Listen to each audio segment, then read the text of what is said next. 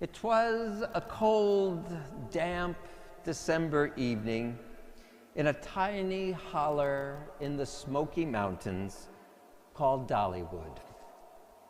The Paulist fathers of Knoxville, of which I was one that cold and damp winter night, about 10 or 15 years ago, trekked over hill, dale, and interstate to attend a holiday benefit given by one Miss Dolly Rebecca Parton. The concert hall in this festive little hamlet was filled with those eager to hear the voice and the so sweet sounds of our precious local who had made it so big. The night, however, would be different from other concerts that she had given during Christmas time. You see, her mama had passed away just a few days before in their hometown nearby of Sevierville. And she would come and sing this concert nonetheless. She was always the professional, as we know. She came out to sing the songs that would lighten the heart of all those who might attend. And to raise money, Dolly was raising money always to stamp out illiteracy, a scourge in the region in the Appalachians that had always been so difficult, holding back many diamonds of the rough from succeeding, like her daddy. Now, it couldn't have been easy for a grieving daughter to get up that night and have a happy holiday concert. And one of the first songs she sang that night was that woeful holiday tune, Hard Candy Christmas. I don't know if you know how it goes. I'll sing a few bars. I'll be fine and dandy. Lord, it's like a hard candy Christmas. I'm barely getting through tomorrow. I'm doing my best, Dolly. But I won't let it sorrow bring me way down. And everyone kind of breathed because she was acknowledging that her mom had just died. And she was crying through the song, and when she was done, you could see her wipe away the tears from her eyes. And she said to us, "Mama wouldn't want me to be home right now blubbering. Get up there and sing," she'd say. And so she did. I'll always remember that Christmas night all those years ago when our most famous local showed up to get through holiday adversity. And she did it with the Lord, with one another, and with a song. And what I learned from my 9 years of serving in the Appalachians in East Tennessee is that there is a song for everything. Whether you're happy or you're sad or anywhere in between, salvation comes when we can sing about it. We can just let it out of our hearts and share it with another. A great, great grace. No doubt, 2020 will be a hard candy Christmas for all of us in one way or another. We're already bracing for that reality.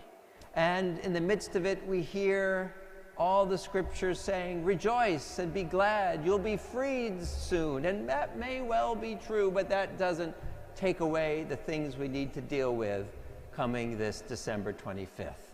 Traditions will change. We will need to stay home if we're smart and wise so that the spread of this coronavirus won't get any worse, if that's even possible for it to get any worse, but it can. We're in that home stretch where we hear Isaiah's words that liberation and freedom is coming, but it's not here yet. And it's in that final lap, and it happens in wartime, and it happens in things like pandemic. When we think it's over, it's not.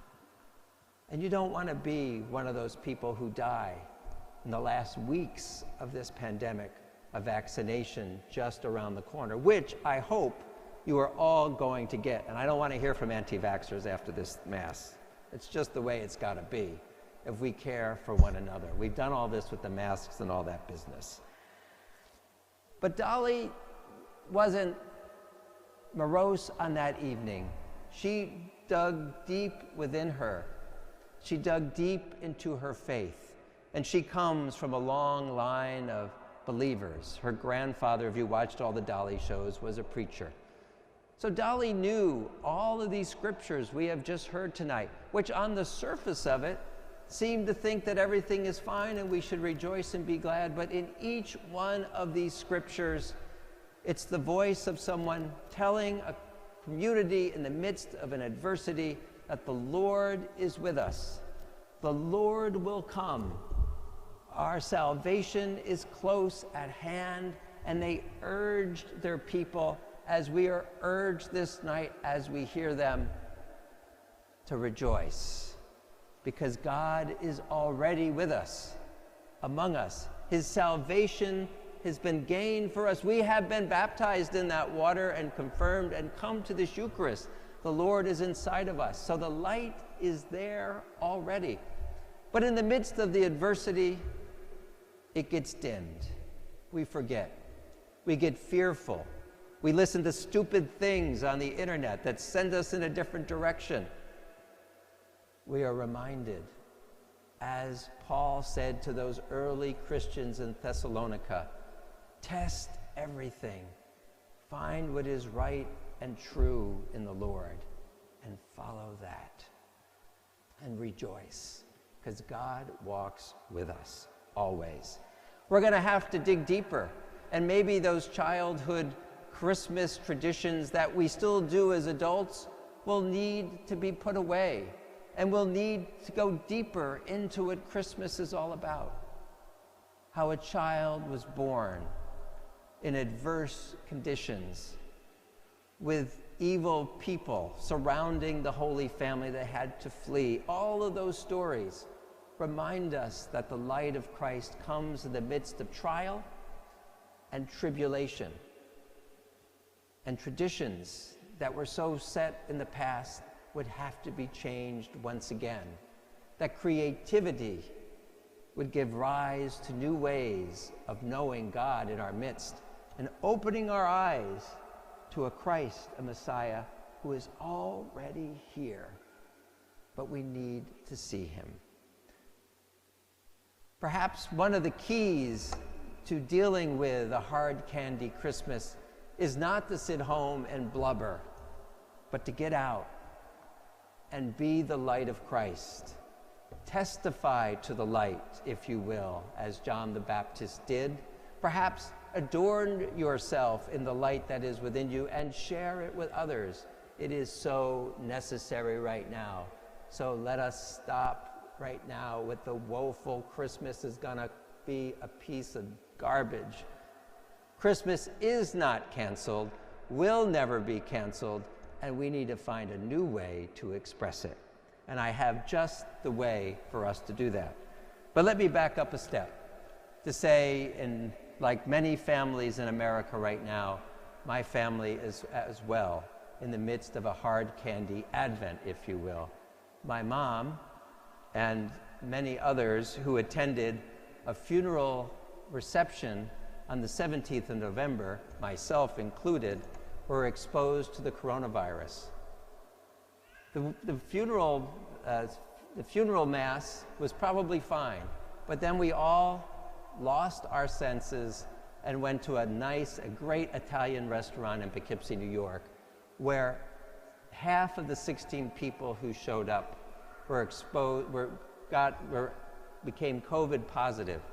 2 of them, my mother and another woman, ended up in the hospital. My mother, after 12 days in the hospital with COVID, just got home. It was a narrow escape. And I was talking to my mom on the phone, and I said, were you saying your prayers on that first night in the hospital? And she said she was. She was getting ready.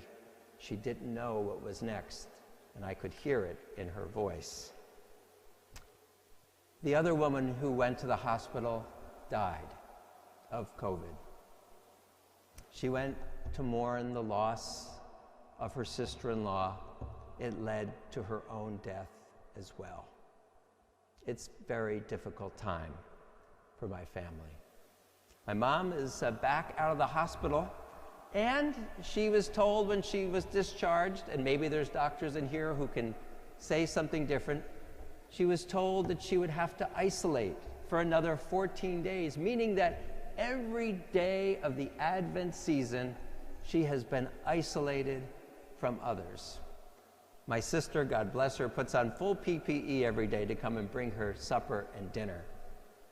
And so she is watching with us right now, thank God, since Thursday online. And I think one of the things we can't do right now is go and cheer one another with the light of Christ. We can't go out Christmas caroling, but maybe tonight we can do that anyway. So what I'm going to do in a second is I'm going to walk down that aisle right where near Jeff is sitting. I'm going to look into this camera right here that's in this first pillar, and I'm going to sing my mother a Christmas carol. And I hope you will join me, because I know that my mom is pretty resilient, stoic, maybe a little cynical Italian at times, but I know she'll appreciate it. And I know that there are other people at home right now who are isolated and disconnected and afraid to go out and need us from this place to sing to them and wish them a Merry Christmas. Are you game for this? All right. Good. I've got my Christmas mask. You can get these at huckandolly.com. She does great work, by the way. One of my kids from Tennessee.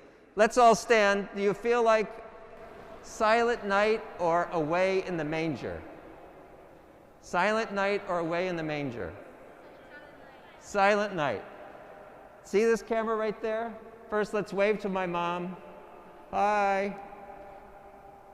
And together, I'm going to cry, but you're going to sing. Silent night, holy night, all is calm, all is bright, round yon virgin mother and child, holy infant, so tender and mild, sleep in heavenly peace, sleep in heavenly peace. That was absolutely heavenly. All right, let's do one more secular thing. We wish you a Merry Christmas. We wish you a Merry Christmas. We wish you a Merry Christmas and a Happy New Year. Glad tidings we bring to you and your kin. We wish you a Merry Christmas and a Happy New Year. Bye, Mom. Give her a wave.